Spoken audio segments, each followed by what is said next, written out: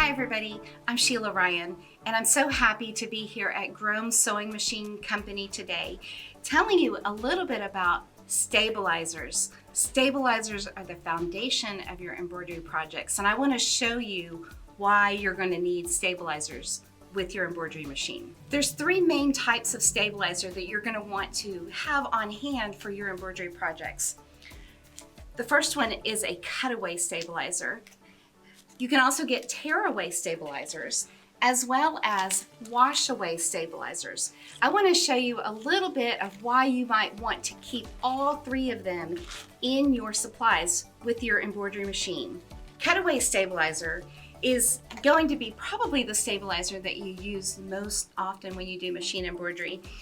You can start with a medium cutaway stabilizer, but it also comes in a lightweight and a heavyweight version as well. Cutaway stabilizers are really great when you need the stabilizer to stay in the embroidery project for the lifetime of the embroidery.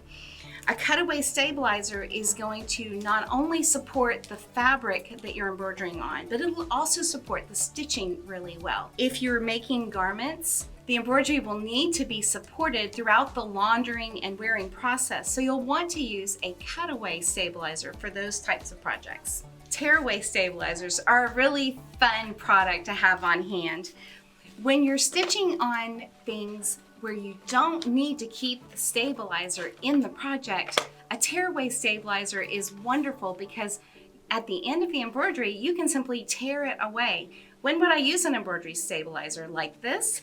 I would use one when I'm embroidering on kitchen towels or pot holders or anything where I'm going to be seeing the back side of the project regularly. I don't want to see the stabilizer, and so with tearaway stabilizer, I can simply tear it away. Wash-away stabilizer is another great stabilizer to keep on hand because you can use this in a lot of creative embroidery projects. Wash-away stabilizer is great background material for when you're making patches or freestanding lace projects.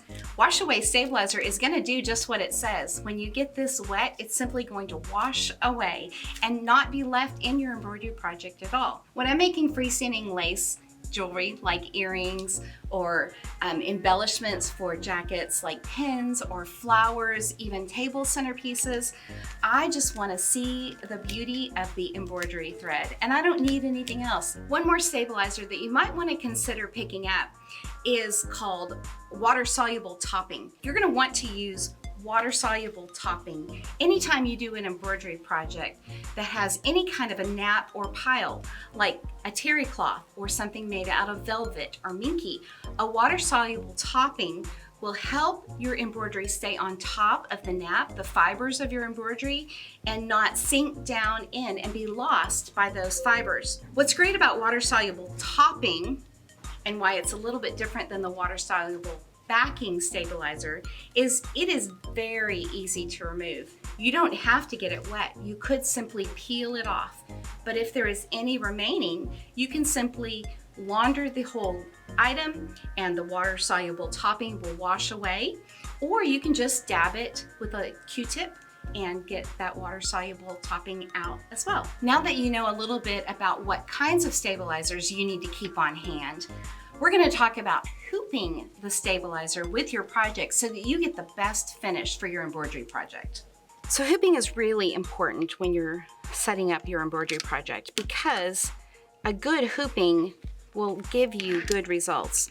We're going to start with the bottom hoop, and I've got fabric and my stabilizer together, and I'm going to sandwich them between the top and bottom hoop at the same time. There are adjustment screws on the side of the bottom that you can open and close a little bit if you need a little bit more wiggle room. Then after your material is hooped together, you can tighten them back up. If you're adjusting, you do want to make sure that you're not disturbing the grain of your fabric at all while it's in the hoop. When you have a good hooping, you'll know it's a good hooping if you can get a thump sound like a drum. If your material and stabilizer are hooped tightly, you'll always be able to hear that thumping no matter what kind of stabilizer you've chosen to use with your project. Sometimes you'll want to hoop only the stabilizer and not your fabric, especially if you're working with very plush fabrics, or maybe you're embroidering on something like cork or leather or vinyl. And if you hoop it, you'll have too much thickness in your hoop. You can do a technique called floating.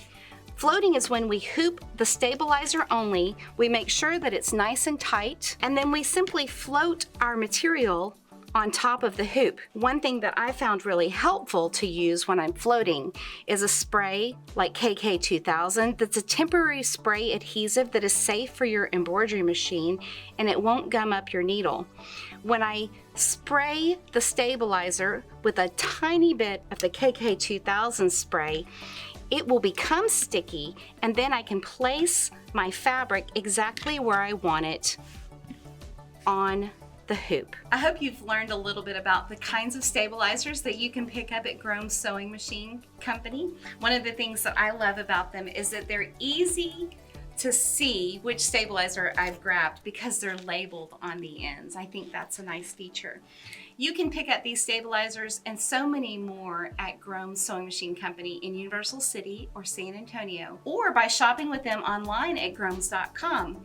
I hope that you'll follow along with their blog and their newsletters and check to see what's coming up new at Gromes Sewing Machine Company. I'm happy to have been with you today. My name's Sheila Ryan and I'm with Designs by Baby Moon, and we'll see you next time.